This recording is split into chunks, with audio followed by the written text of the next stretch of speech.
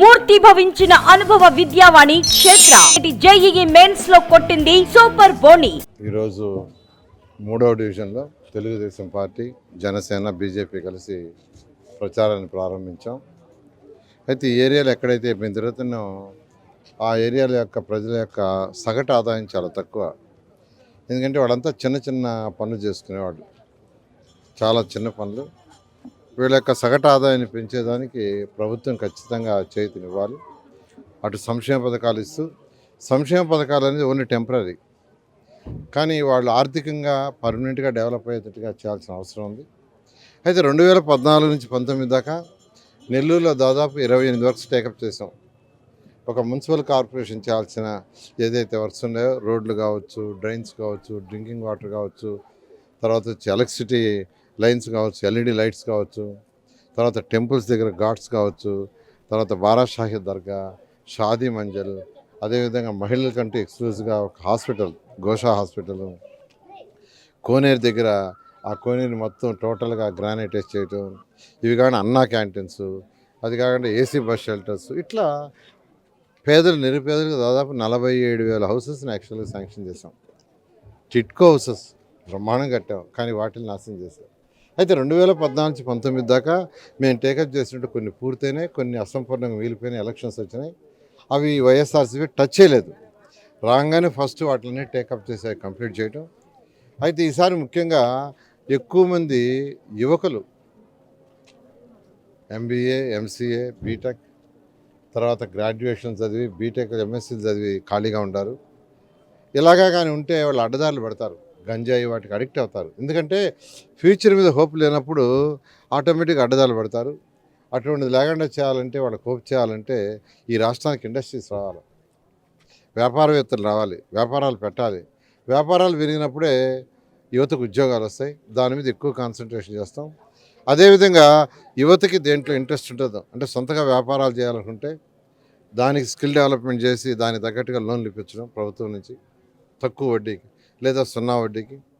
అదేవిధంగా కొందరు ఐటీ ఇండస్ట్రీకి పోవాలంటారు, వాళ్ళకి స్కిల్ డెవలప్మెంట్ చేసి డిఫరెంట్ కంపెనీలో జాబ్స్ ప్రొవైడ్ చేయాలి. ఆ విధంగా ఖచ్చితంగా 2024 ప్రభుత్వం వచ్చిన తర్వాత హై ప్రయారిటీ యువత అడ్డదారులు పట్టకుండా ఉండి. ఎందుకంటే ఏ తల్లి అయినా తండ్రి అయినా కోరుకునేది వాళ్ళు సుఖంగా ఉండేదానికంటే వాళ్ళ పిల్లలు సుఖంగా ఉండాలా, గౌరవమైన ఉద్యోగం చేయాలి, లేదా చక్కగా వ్యాపారం చేయాలని కోరుకుంటారు. ఖచ్చితంగా యువతకు హై ప్రయారిటీ ఇచ్చి వాళ్ళని డెవలప్ చేస్తే ఆటోమేటిక్గా ఆర్థిక స్థితి పెరుగుతుంది. దానికి హై ప్రయారిటీ ఇస్తాం. దానికి ఖచ్చితంగా ప్రభుత్వం యొక్క సపోర్ట్ కావాలి. అటు రాష్ట్ర ప్రభుత్వం, కేంద్ర ప్రభుత్వం నుండి. నెల్లూరుకి ఎమ్మెల్యేగా నేను పోటీ చేస్తున్నాను, ఎంపీగా వేమిరెడ్డి ప్రభాకర్ రెడ్డి పోటీ చేస్తున్నారు. మీ అమూల్యమైన ఓటుని మా ఇద్దరి కేసు గెలిపిస్తే నేను రాష్ట్రం నుంచి ఫండ్స్ తీసుకొస్తాను, కేంద్రం నుంచి వేమిరెడ్డి ప్రభాకర్ తీసుకొస్తారు. దాని ద్వారా నెల్లూరుని ఒక మంచి స్మార్ట్ సిటీగా చేస్తూ ప్రతి ఒక్కరి యొక్క ఆదాయం పెరిగేటట్టుగా చేస్తామని మీ అందరికీ తెలియజేస్తాం. నెల్లూరు వరకు పార్టీ అధినాయకులు ఇప్పటి వరకు ఎవరెవరు ప్రచారం చేశారు, ఇంకా ఎవరెవరు చేయబోతున్నారు? అంటే నెల్లూరు సిటీలో అందరూ చేస్తున్నారండి. యాక్చువల్గా మాకు 245 బూతులు ఉన్నాయి. బూత్ వైజ్ అలాట్ చేసాం. బూత్ వైజ్ 28 డివిజన్లు ఉన్నాయి, 245 బూతులు. బూత్ వైజ్ అలాట్ చేసాం. ప్రతి బూత్కి దాదాపు 15 నుంచి 20 మంది కార్యకర్తలు ఉన్నారు. వాళ్ళకి బూత్ కన్వీనర్ అంటే ఒక లీడర్ ఉన్నారు, వాళ్ళ ఆధ్వర్యంలో చేస్తున్నారు. డివిజన్ మొత్తం చేయాల్సినప్పుడు అన్ని బూత్ లీడర్స్ అందరూ కలిసి చేస్తున్నారు. ఈరోజు ప్రతి ఇంటికి ఒక 5-6 సార్లు యాక్చువల్గా మా వాళ్ళు కొన్ని ఏళ్ళకైతే 10 సార్లు కూడా తిరిగి ఎక్స్ప్లెయిన్ చేశారు. ప్రచారం బాగా చేస్తున్నారు. ప్రతి దగ్గర స్పందన అనూహ్యంగా ఉంది. నారా లోకేష్ పర్యటన రేపు ఏ విధంగా జరగదు?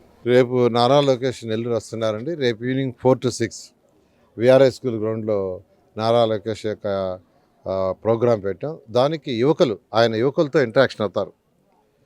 యువకులతో ఇంటరాక్షన్ అవ్వటం పెట్టాము. ఎందుకంటే యువకుల సమస్యలు ఏంది, ప్రభుత్వం వస్తే వాళ్ళ సమస్యలు ఎలా తీర్చాలా, దానికి ఏం చేయాలనే ఉద్దేశంతో వాళ్ళ సమస్యలు తెలుసుకోవడానికి వాళ్ళతో ఇంటరాక్షన్ కానీ వస్తున్నారు. 4 to 6 వాళ్ళతో ఇంటరాక్షన్ ఉంటుంది.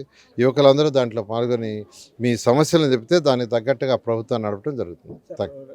రాష్ట్ర ప్రభుత్వం వదిలినటువంటి మేనిఫెస్టో మీద మీ అభిప్రాయం అంటే పేదలకు దగ్గరగా ఉంది మా మేనిఫెస్టో అని చెప్తున్నారు. అంటే ఈరోజు చంద్రబాబు నాయుడు ఇచ్చిన మేనిఫెస్టోకి ప్రభుత్వం నుంచి మేనిఫెస్టోకి చాలా తేడా ఉంది. చంద్రబాబు నాయుడు ఈరోజు ఏంటంటే ఈ 5 సంవత్సరాల్లో పేదలు నిరుపేదలు పూర్తిగా చితికిపోయారు. ఈ 5 సంవత్సరాల ఆదాయం అంతా పడిపోయింది. దానికి ఉదాహరణ ఏంటంటే ఈ రాష్ట్రంలో రియల్ ఎస్టేట్ లేదు. రియల్ ఎస్టేట్ వాళ్ళందరూ వెళ్ళిపోయారు.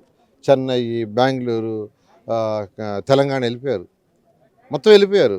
కన్స్ట్రక్షన్ యాక్టివిటీ మొత్తం పోయింది. వాళ్ళందరూ వెళ్ళిపోయారు. ఒక కన్స్ట్రక్షన్ యాక్టివిటీ పోతే ఆ కన్స్ట్రక్షన్లో పనిచేసే బేల్దారులకు వర్క్ లేదు, బేల్దారు కూలీకి లేదు, ఎలక్ట్రీషియన్స్కి వర్క్ లేదు, ప్లంబర్కి లేదు, పెయింటర్కి లేదు. ఒక బిల్డింగ్ కట్టమంటే పెయింటర్ అవసరం, ఎలక్ట్రీషియన్ అవసరం, తర్వాత ప్లంబర్ అవసరం, బేల్దారు కూలీలు అవసరం, బేల్దారులు వీళ్ళందరికీ ఉద్యోగాలు లేవు. నెలలో వాళ్ళు 10 రోజులు పనిచేస్తున్నారు, 10 రోజులు 12 రోజులు. ఏమంటే అక్కడ కన్స్ట్రక్షన్ సార్, కన్స్ట్రక్షన్ అంతా హైదరాబాద్ వెళ్ళిపోయిందని. కాబట్టి వాళ్ళ ఆదాయం పడిపోయింది. ఇప్పుడు ఈ 5 సంవత్సరాల్లో పేదలు నిరుపేదల యొక్క ఆదాయం పడిపోయింది. దాన్ని లిఫ్ట్ చేయాలంటే ఖచ్చితంగా వాళ్ళకి చేతినివ్వాలి. అందుకనే నేను చెప్పాను, స్పెషల్గా వాళ్ళ ఆదాయాన్ని రైజ్ చేయడానికి ఎన్ని మార్గాలను అన్వేషించి చేయడం జరుగుతుంది. Thank you. సుమన్ టీవీలో మీ పర్సనల్ అండ్ బిజినెస్ ప్రమోషన్స్ కోసం కింది నెంబర్కి కాంటాక్ట్ చేయండి.